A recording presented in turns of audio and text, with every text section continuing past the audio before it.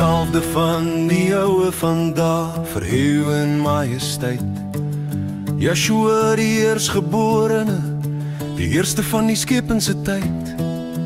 Hy het homself geopenbaar, die lig wat ewig skyn. Die seun van die ouwe vandag, die een in wie ons heil verskyn.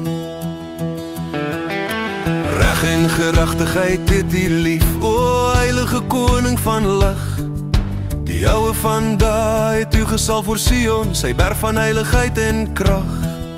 Die Vader het die seun lief, hy het alles in u hand gelê. U heers oor hemel, aarde, volke, u woord staan vas, dit sal nooit vergaan. Wel geluksalig is die wat in Yeshua skuil, want u is die rots wat ewig hou. Maar straf kom oor die wat nie luister nie, die oordeel van die ouwe vandag is naby. U is uitermate verhoog, u het 'n naam bo elke naam. Voor u sal elke knie buig, elke tong sal bely. U, Yeshua is Yahweh, ons herder, ons verlosser, ons bloedbruidegom, ons man.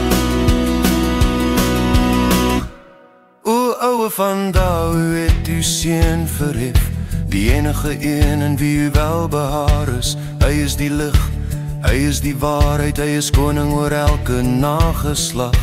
Ewig sal uw koninkryk staan, o Yeshua. Die troon van uw reg en uw gerechtigheid. U is uitermate verhoog, u het 'n naam bo elke naam. Voor u sal elke knie buig, elke tong sal bely. U, Yeshua is Yahweh, ons herder, ons verlosser, ons bloedbruidegom, ons man.